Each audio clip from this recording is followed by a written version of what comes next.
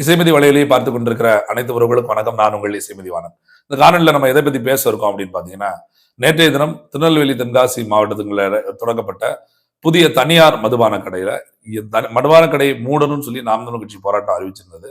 அதற்காக நாம் தமிழர் கட்சி பிள்ளைங்களை வீட்டிலேயே வச்சு கதி செஞ்சது.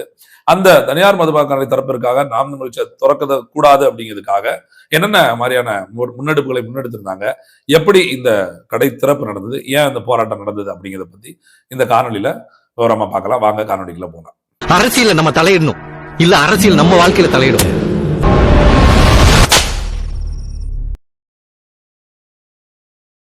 மதுபான கடை, அதாவது டாஸ்மாக், தமிழ்நாட்டில் இன்றியமையாத ஒன்னா, இன்னும் சொல்ல போனா உணவுப் பொருள்கள் ஒன்றாக மாற்றி ஒரு கேவலமான ஒரு சூழலை கொண்டு வந்து நிப்பாட்டிருக்கு அப்படின்னு சொல்லலாம் இந்த திராவிட மாடல் அரசு. அது திமுகவும் சரி, அதிமுகவும் சரி. இதுல ஒருபடி மேல அப்படின்னா திமுகவே சொல்லலாம். ஏன் அப்படிங்கிறத நம்ம பின்னாடி பார்ப்போம். நேற்று தினம் பாத்தீங்கன்னா, திருநெல்வேலி மாவட்டத்துக்கு உட்பட்ட ஆலங்குளம் சட்டமன்ற தொகுதி, தென்காசி மாவட்டத்துக்கு உட்பட்ட தென்காசி சட்டமன்ற தொகுதி, இந்த ரெண்டும் முடிய போற இடங்கள், அந்த இணையில இடத்துல இந்த பகுதியில ஒரு கடை, அந்த பகுதியில் ஒரு கடை அப்படின்னு சொல்லி கிட்டத்தட்ட ஒரு 2-2.5 மாதங்களுக்கு முன்பாக இதை பற்றி அறிவிப்பு வெளியே வந்த உடனே இப்படி திறக்க போறாங்க. அதுவும் தனியார் மதுபான கடை, ஒரு மணமகள் மன்றம் அப்படின்னு திறக்க போறாங்க அப்படிங்கிற மாதிரி ஒரு செய்தி கேள்விப்பட்ட உடனே அப்பவே நாம் தமிழர் கட்சி, அந்த உறவுகள், திமுக அங்க இருக்கக்கூடிய தென்காசி ஆலங்குளம் சட்டமன்ற தொகுதி உறவுகள் எல்லாம் கலெக்டர்கிட்ட மனு கொடுத்திருந்தாங்க. அந்த ஊராட்சிகள்ல மனு கொடுத்திருந்தாங்க. கலால், ஏசி கலால் இருக்காங்களே அந்த மதுபான துறைக்கு, அவங்ககிட்ட போய், டாஸ்மார்க் அவங்ககிட்ட போய், இப்படி எல்லா இடத்திலும் எதிர்ப்பு மனுக்களை கொடுத்திருந்தாங்க. இல்ல அப்படியெல்லாம் ஒண்ணும் இல்ல, இதுக்கு மாதிரியான எந்த ப்ரொபோசலும் இல்ல, இப்படிங்க கடை திறக்க போறாங்கிற எந்த அறிவிப்புமே எங்கிட்ட இது வரைக்கும் யாரும் கேட்டு வரல, நீங்க ஏன் இப்படி கற்பனை பண்ணிட்டு இருக்கீங்க அப்படிங்கிற மாதிரியான முதல் பதில அவங்க சொல்லியிருந்தாங்க. அதுக்கப்புறம் ஒரு கடைக்கான கட்டுமான பணிகள் தொடங்கப்படுதா செய்தி வந்து அது உறுதி செய்யப்பட்ட பிறகு அதுக்குதான் ஒரு கிட்டத்தட்ட ஒரு 300-400 நபர்கள் சேர்ந்து அந்த சாலை, பொது சாலை, அதாவது திருநெல்வேலி தென்காசிக்கு போகக்கூடிய இடத்துல பொது சாலையில ஒரு கிட்டத்தட்ட 1 மணி நேரம் போக்குவரத்து பாதிப்பு இருக்கக்கூடிய அளவுக்கு நாம் தமிழர் கட்சி மட்டுமில்லாம பொதுமக்களும் சேர்ந்து, சொல்லப்போனா ஆண்கள், பெண்கள், குறிப்பா பெண்கள் அதிகமா, கை குழந்தையோட, உங்களுக்கு பிள்ளைகளுக்கு பால் கொடுக்க முடியாம கூட 1 மணி நேரம் அந்த இடத்துல வெயிலோட உட்காந்து மிகப்பெரிய அளவுல ஒரு கவன ஈர்ப்பு போராட்டத்தை இந்த அரசுக்கு தெரிவிச்சிருந்தாங்க. அதற்கு பின்பாக நாம் தமிழர் கட்சியை கூட்டு பேச்சுவார்த்தை நடத்தியிருந்தாங்க. அந்த காவல்துறையும் கலால் துறையிட்ட பேசுங்க அப்படின்னு சொல்லியிருந்தாங்க. நீங்க அனுமதியோட ஆர்ப்பாட்டம் பண்ண முயற்சி பண்ணுங்க அப்படின்னாங்க. சரி, அதுல அனுமதிக்கப்பட்ட ஆர்ப்பாட்டத்துக்கு கொஞ்ச நாள் முயற்சி பண்ணிட்டே இருந்தா, தள்ளி போயிட்டே இருந்தது. சரி, இதை இப்படியே விட்டுட்டா நல்லா இருக்காதுன்னு சொல்லிட்டு ஒரு நாள் அந்த ஒரு கடையை, ஒரு அந்த கட்டுமானம் நடந்து கொண்டிருக்கிற கடையை பத்தி நம்ம எல்லாம் டீட்டெயில் எடுக்கிற போது அதே நேரத்தில் கிராம சபை கூட்டங்கள் வருது. அந்த கிராம சபை கூட்டங்கள்ல 2 பகுதியிலுமே அந்த பஞ்சாயத்துக்கு உட்பட்ட இடங்க, எந்த பஞ்சாயத்துக்கு உட்பட்ட கடை, அதாவது ஆவுடையானோர் அப்படின்னு ஒரு பஞ்சாயத்துலயும், இங்கிட்டு இன்னொரு பகுதியில வருது அப்படின்னா அந்த 2 இடத்துலயுமே நாம வந்து கிராம சபை கூட்டத்துல ஊர் பொதுமக்களோட ஆதரவோட ஒரு தீர்மானத்தை நிறைவேற்று, எங்க பகுதியில மதுபான கடை, அது தனியாரோ அரசாங்கமோ எங்களுக்கு வேண்டாம் அப்படின்னு தீர்மானம் நிறைவேற்றி, அந்த தீர்மானத்தை கலால் துறையில இருக்கவங்களுக்கும் மாவட்ட ஆட்சித்தலைவருக்கும் அனுப்பி வச்சிருந்தோம்.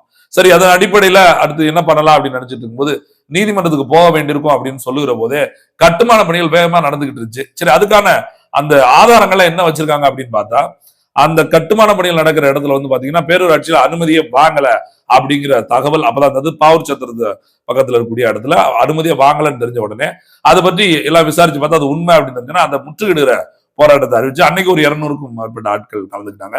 அதுலயும் பொதுமக்கள், பெண்கள், குழந்தைகள், பள்ளிக்கு போறவங்க அப்படி எல்லாரும் வந்திருந்தாங்க.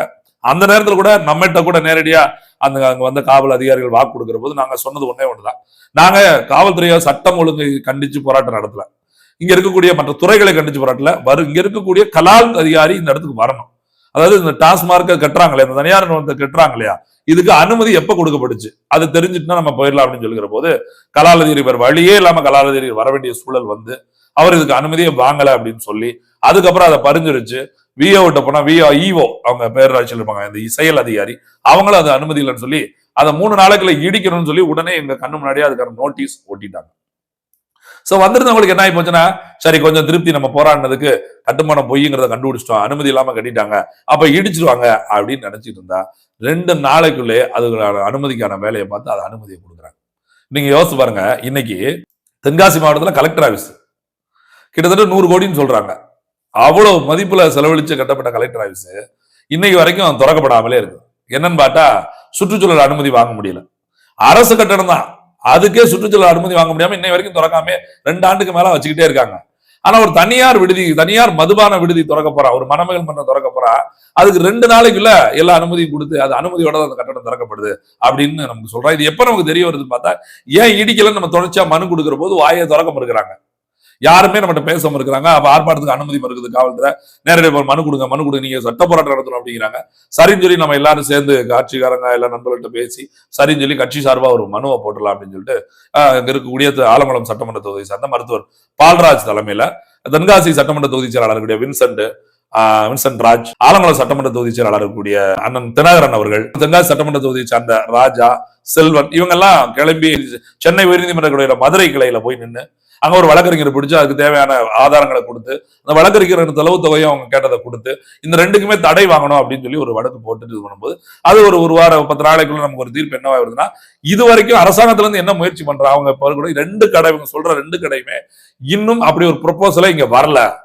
இங்க தனியார் மதுபான விடுதி தான் தொடங்க போறாங்கிற ப்ரொபோசலே மாவட்ட நிர்வாகத்துக்கே வரல. இவங்க கற்பனையில இப்படி தேவையில்லாத பண்றாங்க அப்படிங்கிற ஒரு பதில அரசு நிர்வாக சார்பில் கொடுத்தோடனே நீதிபதி சொல்லிட்டாங்க, வராதுக்கு எதுக்கு நீங்க இவ்வளவு இது பண்றீங்க அப்படின்னு சொல்லி நம்மள கேட்டுட்டு கூடுதலா நாம இவ்வளவு முயற்சி எடுத்துட்டோம் அப்படிங்கிறத நம்ம கேள்விப்பட்ட பிறகுதான் இவ்வளவு முயற்சி எடுத்தோம். இப்ப கூட பாருங்க, அனுமதி இல்லாம ஒரு கட்டடம் திறந்திருக்காங்க அப்படின்னு சொல்லுகிற போதுதான் அவங்க அந்த அனுமதியோட தான் அந்த கட்டடம் வேலை நடக்கு அப்படின்னு சொல்லி அவங்க ஒண்ணு கொடுத்த உடனேதான் நாங்க இந்த போராட்டம் நடத்துற அந்த போட்டோஸ் எல்லாம் காட்டி இந்த தேதியில நாங்க போகும்போதே அனுமதி இல்லை சொல்லிருக்காங்க. பாருங்க சார், அதுக்கடுத்து 2 நாள் அனுமதி கொடுத்திருக்காங்க. இவ்வளவு திருட்டுத்தனமா இந்த வேலையை செஞ்சிருக்காங்கன்னா இதுல ஏதோ உள்நோக்கம் இருக்க வாய்ப்பு இருக்கு. பின்னாடி கூட ஒரு வேலை இந்த இடங்கள்ல மதுபான விடுதி திறக்கிற மாதிரி இருந்தா கூட எங்க கிட்ட இது ஒரு சார்பா கருத்து கேட்பு வைக்கணும் அப்படின்னு சொல்லி உத்தரவிடணும் அப்படின்னு சொல்லி நீதிமன்றத்தை கேட்டப்போ அதற்கு நீதிமன்றம் தலையசைச்சு அமைச்சு ஒரு அறிக்கையை வெளியிட்டு இருந்தாங்க, ஒரு ஆர்டரை கொடுத்திருந்தாங்க. சோ அந்த ஆர்டருக்கான கால அவகாசம் ஒரு கொடுத்திருந்தாங்க இல்லையா, அது வரைக்கும் அமைதியாவே இருந்துகிட்டு இருந்தவங்க திடீர்னு 4 நாளைக்கு முன்னாடி, இன்னும் குறிப்பா சொல்ல போனா அண்ணனோட பிறந்த நாள் வந்துருச்சுன்னு சொல்லிட்டு நம்ம பொறுப்பாளர்கள் எல்லாம் முக்கிய பொறுப்பாளர் அண்ணனை சந்திக்கிறோம், நம்ம அந்த ஆண்டு போக முடியல, போன ஆண்டு போல, இது வரைக்கும் நம்ம போவே இல்லப்பா, இந்த வட்டம் அண்ணனை போய் பார்த்து அப்படின்னு நினைச்சவங்க ஏற்கனவே சென்னையில வேலை இருக்குது, அண்ணன் பிறந்த நாள் வரைக்கும் போனா சேர்ந்து சேவிடலாம் சொல்லி 2 நாள் வேலையா தள்ளி வச்சிருக்கணும்னு சொல்லி நம்ம பொறுப்பாளர்கள் 4-5 பேர் அதுல அங்க கிளம்பின நேரம் பார்த்து அதாவது ஆவுடையானூர் அப்படின்னு சொல்லக்கூடிய பகுதியில, அதாவது திருநெல்வேலி மாவட்டம் ஆலங்குளம் சட்டமன்ற தொகுதிக்கு உட்பட்ட ஆவுடையானூர் அப்படிங்கிற பகுதியில பாத்தீங்கன்னா இரவு 10:30 மணிக்கு மேல கடை திறக்கிறாங்க. இந்த மதுபான விடுதியை திறக்கிறாங்க. இரவு 10:30 மணிக்கு மேல திறந்து சாராய போத்தல்களை வச்சு அதுக்கு பூஜை பண்ணி அப்பவே வியாபாரத்தை தொடங்கி அதை காணொலி எடுத்து புகைப்படமா போட்டு கடை திறக்கப்பட்டது. ஏன்னா மறுநாள் காலையில கூட்டம் அவ்வளவு வரணும் அப்படிங்கிறதுக்காகவே முழு ஏற்பாடை செஞ்சு அது தொடர்ச்சியா நம்ம போராடிக்கிட்டு இருக்கும்போது அந்த போராட்டத்துல அவமதிக்கிற மாதிரி, ரொம்ப மக்களை எல்லாம் கொச்சப்படுத்துற மாதிரி வெளியில போய் சொல்லும் போது என்னன்னா, நாங்க எல்லா கட்சிக்கும் காசு கொடுத்துட்டோம், யாரும் பேச மாட்டாங்க, நாம் தமிழர் ஆர்ப்பாட்டம் நடத்துனாங்க, இப்ப அவங்களுக்கு கொடுத்துட்டோம், அதனாலதான் திறக்க விட்டுருக்காங்க, ஏன்னா இங்க பொறுப்பாளர் எல்லாம் போய் சென்னையில வந்துட்டாங்க. அப்ப என்னடா இது ஒரு அவமானம் ஆயிடுச்சு, நம்ம கட்சிக்காரங்களை பேரை கெடுத்துட்டாங்களோ அப்படிங்கிற ஒரு சூழல்ல அங்க இருக்கக்கூடிய எளிய பிள்ளைகளுக்கான ஒரு தோற்றமாயி பிள்ளைங்களான ஏதாவது பண்ணி ஆகணும், இது சரிப்படாத, அது எப்படின்னு இவ்வளவு எதிர்ப்பு இருக்கும்போது கருத்து கட்டுப்பு கூட செய்யாம இப்படி பண்ணாங்க வச்சாங்க அப்படின்னு கேட்க அங்க சென்னையில இருந்த பொறுப்பாளர்கள் இங்க எல்லாம் பேசி என்னன்னு பார்த்து சரி ஒரு முற்றுகை போராட்டத்தை நடத்தணும் அப்படின்னு சொல்லி முடிக்கும் போது இது உடனடியாக காவல்துறைக்கு ஒரு தம்பியின் மூலமா அந்த செய்தி போய் தெரிஞ்ச உடனே இதை தடுப்பதற்கு என்ன பண்ணலாம் அப்படின்னு சொல்லிட்டு நம்ம கூட பண்ற ஆட்கள்கிட்ட தொலைபேசியில உரையாடிக்கிட்டே இருக்கும் போதே சட்டமன்ற தொகுதியோட பொறுப்பாளர் மாநில ஒருங்கிணைப்பாளர் அண்ணன் தினகரன் அவர்களோட வீட்டுக்கும் தென்காசி சட்டமன்ற தொகுதியோட மாநில ஒருங்கிணைப்பாளர் கூடிய அண்ணன் வின்சென்ட் ராஜ் அவர்கள் வீட்டுக்கும் காவல்துறை போகுது. இதுல என்ன அப்படின்னு பார்த்தா, அண்ணன் தினகரன் பாத்தீங்கன்னா என்னன்னா ஒரு யோசனை நினைச்சாங்களா இல்ல என்னன்னு தெரியல, இன்னொரு வீட்டுக்கு போய் நம்மளோட அம்மா வீட்டுக்கு போலாம் அப்படின்னு சொல்லி அந்த வீட்டுல போய் இருக்க இவர் வீட்டுக்கு போய் தேடி போற காவல்துறை ஏமாந்து போகும்போது இங்க இருந்து தொலைபேசி அடிச்சு இந்த மாதிரி காவல்துறை தேடி வருதுன்னா அவர் உஷாராகி வெளியே வந்துட்டாரு.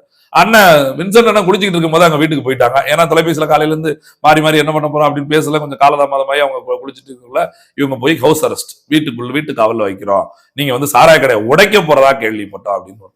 நம்ம அந்த சிந்தனைகளே போல சாராய கடையை முற்றுகிடணும், அந்த அரசுக்கு மக்களோட எதிர்ப்பை தெரிவிக்கும். ஏன் திருட்டுத்தனமா இரவோட இரவா ஒரு விபச்சார விடுதி கூட அப்படி திறக்க மாட்டாங்களே, இவ்வளவு கேவலமான ஒரு வேலையை போய் ஒரு திருடதான் நைட்ல வருவா, நீங்க சாராய கடை நைட்ல திறக்கணும், அனுமதி வாங்கிட்டேன்னு சொல்லி அப்புறம் தான் விசாரிச்சு அனுமதி கொடுத்துட்டோம், 3 நாள்லயே அனுமதி, மொத்தமே 3 நாள் அனுமதியே முடிஞ்சிருக்கு. இவ்வளவு அனுமதி கொடுக்க தெரிஞ்ச மறுநாள் காலையில நீங்க 12 மணிக்கு வழக்கம் போல திறந்திருக்கலாமே, 11 மணிக்கு திறந்திருக்கலாமே, உங்களோட தனியார் 11 மணிக்கு திறக்கணும், அப்ப திறந்திருக்கலாமே, ஏன் திறக்கணும் அப்படி எதிர்ப்பை காட்டணும் அப்படின்னு போய் நிக்கணும். நாங்க முற்றுகை போராட்டம் தான் நடத்தணும்னு சொன்னமே ஒழிய கடை உடைப்புங்கிறது எங்களோட அப்படியான பேச்சு இல்லை. ஏன்னா நாம அப்படியான ஒரு வேலையில இது வரைக்கும் போனதில்லை. இப்ப நம்மளே பாத்தீங்கன்னா வாசனூர் சட்டமன்ற தொகுதியில ஒரு சாராய கடையை நம்ம அடைச்சிருக்கோம்.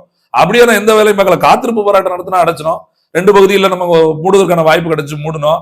அதுக்கப்புறம் திறக்கும் போது அதுக்கு எதிர்ப்பு தெரிவித்து சட்ட போராட்டம் நடத்தி அதை நிப்பாட்டி வச்சோம். அப்படிதான மண்ணமே ஒழிய எங்கேயுமே ஒரு எதிர்ப்பு மணல்ல காட்டுறோம்னு சொல்லிட்டு நம்ம போய் உடைக்கிறது அடிக்கிறது அப்படியான வேலை நமக்கு எப்பொழுதும் ஆர்வமும் கிடையாது. என்ன காரணம்னா தமிழ்நாடு முழுக்க சாராய கடை இருக்குது. ஒரே நாள்ல நாங்க எல்லா கடையும் ஒன்றும் பண்ணிட முடியல. குறைஞ்சபட்சம் புதிய கடை திறக்க வேண்டாம் அப்படிங்கிற என்ன காரணம் அப்படின்னு பாத்தீங்கன்னா, திமுக ஆட்சிக்கு ஒரு 2021 தேர்தலை சந்திக்கிற போது நான் ஆட்சிக்கு வந்தோம்னா அந்த மாதிரி மதுபான கடையில படிப்படியா குறைச்சிருன்னு சொன்னாங்க. அதே போல கனிமொழி அம்மையார் அவர்கள் பேசும்போது கூட தமிழ்நாட்டு இளம் விதவைகள் எண்ணிக்கை அதிகமாயிட்டே இருக்குது, அதுக்கு சாராயம் தான் முதல்ல காரணம் அப்படின்னு சொல்லியிருந்தாங்க. இதை மேற்கோள் காட்டிதான் கடையை நீங்க அதாவது குறைக்கிறனால பரவாயில்ல கூட்டாம இருக்கணும் இல்லையா அப்படிங்கிறதையும் ஒரு கேள்வியா இருந்தது. அதெல்லாம் தாண்டியா எங்கெல்லாம் விற்பனை ஆகல அப்படின்னு பார்த்துட்டு அந்த கடைகளை அடைச்சிட்டு அதற்கு பதிலா ஒரு பொதுவான நல்ல மக்கள் கூடுகிற திருவிழா பத்தி தனியார் மதுபான விடுதிய மணமகள் மன்றம் அப்படிங்கிற பேர்ல இவங்க திறக்கிறது தான் ரொம்ப ஆபத்தானது அப்படிங்கிறது அரசுக்கு தெரியப்படுத்த வேண்டியது. அதற்காக ஒரு முற்றுகை போராட்டத்தை அறிவிச்சிருந்தா அவரோட வீட்டு காவல் வைக்க அப்புறம் மற்றவங்களை தேட ஆரம்பிச்சாங்கன்னா அப்புறம் மாவட்ட காவல் கண்காணிப்பாட்ட பேசி அங்க இருக்கக்கூடிய ஆய்வாளர்கிட்ட பேசி அவர் என்ன அப்படின்னு பேசும்போது இங்கே நாங்க ஒரு அங்கங்கே கைது பண்றோம் அப்படிங்கிற மாதிரி சொல்லும்போது இதுக்கெல்லாம் நம்ம அஞ்ச போறது கிடையாது. கைது பண்ணி சிறையில எடுத்தாலும் நாங்க மறுபடியும் போராட போறோம் அப்படின்னு சொன்னோன்னே அவங்க மேலிடத்துல பேசி நீங்க அனுமதிக்கப்பட்ட ஒரு ஆர்ப்பாட்டத்தை பண்ணுங்க அப்படின்னு சொன்னோன்னே அப்புறம் அதுல முதல்ல நீங்க வீட்டு காவல் வச்சிருக்க வெளியே விடணும் அப்படின்னு சொல்லி அண்ணன் வின்சென்ட் ராஜ் அவர்களை அழைச்சிட்டு வந்து அதுக்கப்புறம் பாவூர் சத்திரம் பேருந்து நிலையத்துக்கு வெளியில உடனடியாக ஒரு ஒளிபரிக்க ஏற்பாடு பண்ணி ஒரு ஆர்ப்பாட்டத்தை அங்க முன்னெடுத்தோம். பொதுமக்களுக்கு நம்ம கருத்து சொல்ல வேண்டியிருக்கு இல்லையா? ஏன்னா எதிர்கட்சின்னு சொல்லக்கூடிய எந்த கட்சிகளும் இதுக்கு எதிராக போராடவே இல்லை. ஒரு குறைஞ்சபட்சம் குரலே கொடுக்கல. நாம் தமிழ் கட்சி 2.5 மாதமா 3 மாதமா போராடுறோம், மக்களை திரட்டுறோம், நம்ம போய் நிக்கிறோம், மக்கள் நிக்கிறாங்க, நம்ம போய் நிக்கிறோம், நம்ம நிக்கிறோம், மக்கள் போய் நிக்கிறாங்க. எல்லாத்துக்கு மேல சொந்த காசை போட்டு போய் நம்ம நீதிமன்றத்தை போய் நாடி இருக்கிறோம்.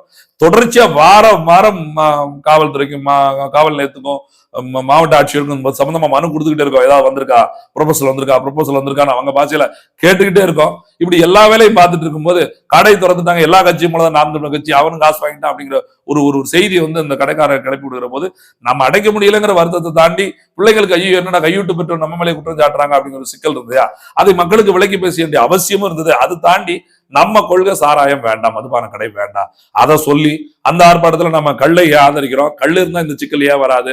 இந்த இன்னும் சொல்லப்பட இந்த மணமகள் மன்றம் என்னடா மணமகள் மன்றம், தமிழ் அவ்வளவு அழகா பேர் எடுக்கணுமா? அந்த மணமகள் மன்றத்துக்கு பேர் பாருங்க, ஒண்ணுக்கு தென்றல், எப்படி ஒண்ணுக்கு தென்றல், இன்னொன்னுக்கு அழகு நாச்சியார். அழகு நாச்சியாருங்கிறது யாரோட பேரு, யாரோட பட்டம்? எங்க அண்ணன் சீமான் அவர்கள் சொல்ற மேல சாராயத்துக்கு பேரு வீர சூர. அப்ப நாளைக்கு நாட்டுல டேய் நான் பெரிய வீரன் தெரியுமா அப்படின்னா கோட்டராடாவா நீ ஆஃபாடா அப்படின்னு தானே கேட்பாங்க. அது மாதிரி சாராய கடைக்கு பேரு அழகு நாச்சியார். நாளைக்கு என் பிள்ளைக்கு அழகு நாச்சியார்னு அழகா பேர் வைக்க நினைப்பேன். அது நாளைக்கு இது சாராய கடை பேர் இல்லாப்பா அப்படின்னு கேட்டது எப்படி இருக்குன்னு யோசிச்சு பாருங்களேன். நம்மளோட முன்னோர்களுடைய பெயர்களை நம்ம முன்னோர்கள் வெள்ளைக்காரனை எதிர்த்து போரிட்ட முறைய இது எல்லாத்தையும் அவமானப்படுத்துற மாதிரி சாராயத்து பாட்டலுக்கு பேரும் சாராய கடைக்கு பேரும் நாங்க கேட்கிறோம். பேருந்து நிலையத்துல பேர் வச்சா கருணாநிதி பேர் வைக்கிறீங்க, இங்க கூடிய வணிக வட்ட கட்டடங்கள் கட்டினா அண்ணா பேர் வைக்கிறீங்க, நூலகங்கள் கட்டினா இவே ராமசாமி பேரை வைக்கிறீங்க. இப்படி எல்லா இடத்துக்கும் இவே ராமசாமி பேரு, அறிஞர் அண்ணா பேரு, கலைஞர் கருணாநிதி பேருன்னு வச்ச நீங்க ஏன் இந்த டாஸ்மார்க் தனியார் மனிதவான கடை திறக்கிற போது வச்சிட வேண்டியது அழகா மணமகள் மற்றும் தமிழ் முத்தமிழ் காவலர்னு பேசுறீங்களே, முத்தமிழ் அறிஞர்னு பேசுறீங்களா? கருணாநிதி அப்படி முத்துவேல் கருணாநிதி மணமகள் மன்றம் வச்சிட வேண்டியதானே? அறிவு திருவிழா நடத்தி உதயநிதி மாதிரி அறிவாளி எவனுமே இல்லைன்னு சொல்றீங்களா? உதயநிதி மணமகள் மன்றம். நாளைக்கு ராஜராஜ சோழனா உதயநிதி மாறிட்டா அப்படி ராஜேந்திர சோழன் அதுக்கு அடுத்த வாரிசா நிற்பாரு இன்பநிதி மணமகள் மன்றம் வைக்க வேண்டியதானே? எங்க கழிவறை கட்டுகிற போது இங்க தயாளம்மாள் கழிவறைன்னு வச்சிருக்கீங்களா? கனிமொழி கழிவறைன்னு வச்சிருக்கீங்களா? அஞ்சுகம்மையார் கழிவறைன்னு வைக்கிறீங்களா? ஏன்னா மக்களுக்கு தேவையானது பயன்படுது பூரா படும் போதெல்லாம் உங்க பேரு, மக்களுக்கு எது கேடு கேட்டா இருக்கோ அதுக்கெல்லாம் மற்ற தலைவரோட பேர் நீங்க வைக்கிறதா? அப்ப இந்த எதிர்ப்பை தெரிவிக்க வேண்டிய அவசியம் இருந்தது.